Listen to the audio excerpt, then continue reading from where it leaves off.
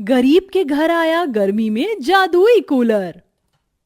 सुमित, प्रिया, कब से कह रही हूं तुम दोनों को पढ़ाई करने के लिए, लेकिन तुम दोनों हो कि किताब को छू भी नहीं रहे हो। बहुत गर्मी लग रही है, इतनी गर्मी में हमसे पढ़ाई नहीं हो पा रही है। इतनी गर्मी में पढ़ाई करने का बिल्कुल भी मन नहीं कर रहा है। वैसे ज्योति, बच्चे कह तो ठीक ही रहे हैं, गर्मी तो हम सबको भी लग रही है। मैंने तो सुना है आने वाले कुछ दिनों में गर्मी और ज्यादा बढ़ जाएगी। ना जाने इस गर्मी में हम गरीबों का क्या होगा। बड़े लोग तो एसी, कूलर, पंखे के सामने बैठकर गर्मी से छुटकारा पा लेते हैं, लेकिन हम बेचारे गरीब लोग क्या करें। माँ, हमारे सभी दोस्तों के घरों में कूलर है, बस हमारे घर में ही कूलर नहीं है।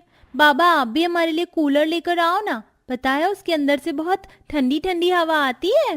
बेटा, कूलर तो बहुत महंगा आता है। अगर इतने पैसे तुम्हारे बाबा के पास होते तो वो कब का कूलर ले आते। क्या बाबा, इसका मतलब अब इस साल भी हमें गर्मी में ही रहना पड़ेगा? इतना कहकर दोनों बच्चे उदास हो जाते हैं। अपने दोनों बच्चों का ऐसा उतरा हुआ चेहरा देख रमेश से रहा नहीं जाता। क्या हुआ अगर मैं अपने बच्चों के लिए कूलर नहीं ला सकता तो? हाँ, लेकिन उन्हें ठंडा ठंडा बर्फ का गोला तो खिला ही सकता हूं ना। क्या? बर्फ का गोला? हाँ, बर्फ का गोला। चलो अब जल्दी से दोनों चप्पल पहन लो, फिर हम तीनों बर्फ का गोला खाने के लिए चलेंगे। दोनों बच्चे बर्फ के गोले का नाम सुन बहुत ज्यादा खुश होने लगते हैं और अपने बाबा के साथ जाकर बर्फ का गोला खाने लगते हैं। तभी रमेश की नजर बर्फ के गोले के ठेले के थोड़ी दूर पर बैठी एक गाय पर जाती है, जिसके पैर से खून निकल रहा होता है। हे भगवान, ये क्या? इस गाय के पैर से तो काफी ज्यादा खून निकल रहा है। उस गाय को ऐसी जख्मी हालत में देख रमेश से रहा नहीं जाता और रमेश भागा भागा अपने घर जाता है और अपने हाथों से मरहम बनाकर उस गाय के पास ले जाता है और उसके पैर पर वो मरहम लगाकर उसे एक कपड़े से बांध देता है और साथ ही साथ उसे 2 रोटी भी खिलाता है। अब देखना तुम कैसे जल्दी से ठीक हो जाओगी। इतना कहकर रमेश उस गाय के सिर पर हाथ फिराता है और अपने दोनों बच्चों को लेकर घर आ जाता है। और ऐसे ही रात हो जाती है। रात को खाना खाकर पूरा परिवार सो रहा होता है कि तभी अचानक धीरे धीरे चल रहा उनका पंखा बंद हो जाता है। बाबा, अब इस पंखे को क्या हुआ? वैसे ही ये इतनी कम हवा देता है और अब तो ये बंद ही हो गया। रुको बेटा, मैं देखता हूं। रमेश उठकर उस पंखे को चेक करने लगता है। तभी उसे पता चलता है कि वो पंखा तो अब खराब हो चुका है। इसीलिए मैं आपसे कहती थी कि आप एक कूलर ले आएं। अगर आज हमारे पास ये कूलर होता तो हमें ऐसे गर्मी में परेशान नहीं होना पड़ता। कितनी बार समझाया तुम दोनों को, अगर बाबा के पास पैसे होते तो वो क्या तुम्हें गर्मी से परेशान होने देते। चुपचाप से सो जाओ। ज्योति अपने दोनों बच्चों को डांट कर सुला देती है। कहीं ना कहीं ज्योति को भी अपने दोनों बच्चों के लिए बुरा लगता है, लेकिन गरीबी को देखते हुए ज्योति कुछ नहीं कर सकती थी। पूरा परिवार गर्मी में जैसे तैसे करके अपनी रात गुजारता है। ज्योति सुबह उठकर जैसे ही बाहर आंगन में झाड़ू लगाने आती है तो देखती है कि एक गाय उसके घर के बाहर खड़ी है, जिसे देख वो रमेश को बाहर बुलाती है। सुनिए, ये घर के बाहर गाय क्या कर रही है? और इसके पैर में तो शायद चोट भी लगी है। लगता है किसी भले इंसान ने इसकी मरहम पट्टी कर दी है। अरे, ये तो वही गाय है जिसके लिए मैं कल मरहम ले गया था। लगता है ये मेरा पीछा करते करते यहाँ आ गई। इसे भूख लग रही है, मैं इसके लिए रोटियां लेकर आती हूँ। ज्योति चूल्हे पर जल्दी से जल्दी 3-4 रोटियां सेकती है और लाकर अपने हाथों से उस गाय को खिलाने लगती है, जिसे खाकर खुशी में वो गाय अपनी पूंछ हिलाने लगती है। अब अक्सर वो गाय ज्योति के घर के बाहर आकर बैठ जाया करती थी और ज्योति, रमेश हमेशा उसे रोटी खिलाया करते थे। लेकिन इसी के साथ बढ़ती गर्मी की कहर की वजह से पूरा परिवार काफी ज्यादा परेशान हो चुका था। बढ़ती गर्मी की वजह से सुमित और प्रिया की तबीयत काफी ज्यादा खराब रहने लगी थी और एक दिन तो वो चक्कर खाकर बेहोश हो जाते हैं। हे भगवान, क्या हो गया मेरे दोनों बच्चों को?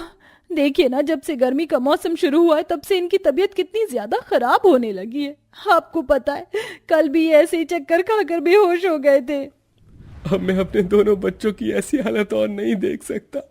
अब मुझे चाहे किसी के पैर धोने ही क्यों न पड़े, लेकिन मैं अपने दोनों बच्चों के लिए कूलर लाकर ही रहूंगा।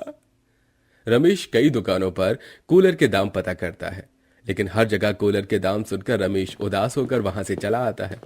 रमेश उदास होकर वापस लौट ही रहा होता है कि तभी उसे एक कबाड़ी की दुकान दिखाई देती है, जिसमें काफी सारे पुराने खराब कूलर रखे होते हैं। भाई साहब, ये कूलर कितने का है? अरे ज्यादा नहीं भाई साहब, सिर्फ 500 रुपए का है। लेकिन क्या करोगे इसे लेकर, ये तो पूरा ही खराब है। नया कूलर खरीदने की तो मुझ में हैसियत नहीं है।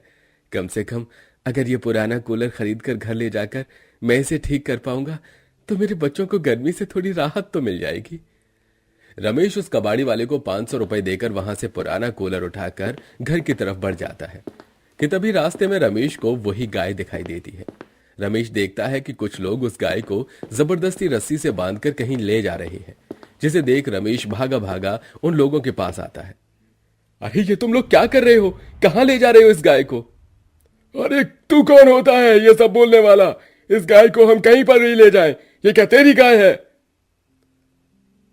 अगर ये मेरी गाय नहीं है तो तुम्हारी भी नहीं है, समझे? छोड़ो इस गाय को, इसे मैं तुम्हें कहीं नहीं ले जाने दूंगा। अब दोनों आदमी उस गाय को छोड़कर रमेश को मारने लगते हैं, जिसके चलते रमेश काफी ज्यादा घायल हो जाता है।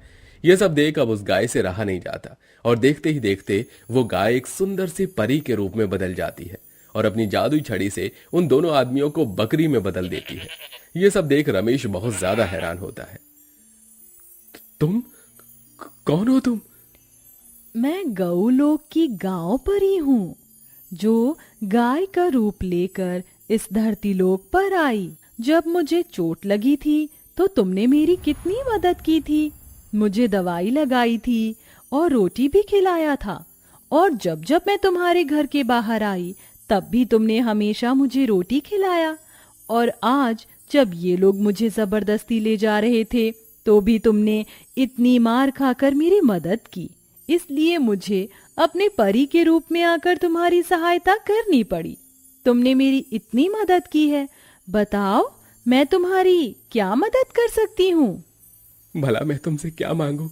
अगर मेरी मदद कर सकती हो तो इतना कर दो, इस कूलर को ठीक कर दो ताकि मेरे बच्चे इस गर्मी से राहत पा सके। रमेश की बात सुन परी अपनी जादुई छड़ी से उस कूलर को ठीक कर देती है, साथ ही साथ रमेश के सारे जख्मों को भी, जिससे रमेश बहुत खुश होता है और उस कूलर को अपने घर ले आता है। कूलर को देख रमेश के दोनों बच्चे बहुत खुश होते हैं।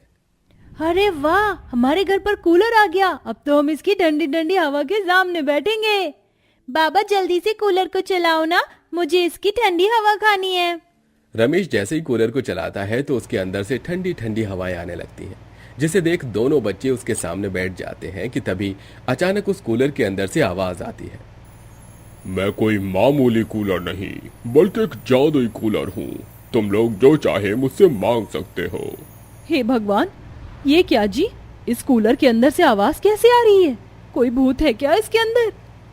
लगता है उस परी ने इस कूलर को ठीक करने के साथ साथ इसे जादुई बना दिया। रमेश उस गौ परी की बात सभी को बताता है, जिसे सुन। अगर ये जादुई कूलर है तो ये तो मुझे बहुत सारी ठंडी ठंडी आइसक्रीम दे सकता है। प्रिया के इतना बोलते ही कूलर के अंदर से ढेर सारी आइसक्रीम निकलकर बाहर आ जाती है, जिसे देख प्रिया बहुत खुश होती है। अरे वाह, इसमें से तो आइसक्रीम निकल आई। है जादुई कूलर, मुझे भी चॉकलेट और कोल्ड ड्रिंक दो ना, मेरा बड़ा मन कर रहा है इन्हें खाने का। सुमित जैसे ही जादुई कूलर से कोल्ड ड्रिंक और चॉकलेट मांगता है तो वो कूलर उसे भी ढेर सारे चॉकलेट्स और कोल्ड ड्रिंक देता है। अगर ये कूलर ऐसी खाने पीने की चीज भी दे सकता है तो ये हमें और भी कुछ दे सकता है। जादुई कूलर, मुझे एक बड़ा सा फ्रिज दो। सुनीता के इतना कहते ही उस जादुई कूलर के अंदर से एक बड़ा सा फ्रिज भी निकल कर आ जाता है, जिसे देख पूरा परिवार खुशी से झूम उठता है और एक एक करके अपने मनपसंद की खाने की चीज और घर के लिए सामान जादुई कूलर से मांगते हैं। जिस घर में पहले एक ढंग का पंखा भी नहीं था, उस घर में अब पंखा, कूलर, एसी, फ्रिज, टीवी, हर एक सामान था, जिससे वो लोग बहुत खुश थे। सुनीता, हमने इस जादुई कूलर की मदद से अपने लिए कितना सब कुछ मांग लिया है। अब हमारे पास किसी भी चीज की कमी नहीं है, तो क्यों ना अब हम इस जादुई कूलर का इस्तेमाल अपने लिए न करके उन लोगों के लिए करें जो लोग बहुत बिल्कुल हमारी तरह से हैं। आप सही कह रहे हैं, हम जादुई कूलर की मदद से जितनी हो सके उतने लोगों की मदद करेंगे ताकि इस भयंकर गर्मी से उन लोगों को भी छुटकारा मिल सके। सुनीता रमेश की मदद से ठंडी ठंडी खाने पीने की चीजें, टेबल फैन, नए कपड़े और भी कई सारा सामान ले जाकर जरूरतमंद लोगों की मदद करते हैं, जिससे उन्हें काफी ज्यादा दुआएं मिलती हैं। और इसी के साथ अब वो लोग उस जादुई कूलर की मदद से लोगों की हमेशा मदद करते हैं और साथ ही साथ एक अच्छा जीवन भी जीते हैं।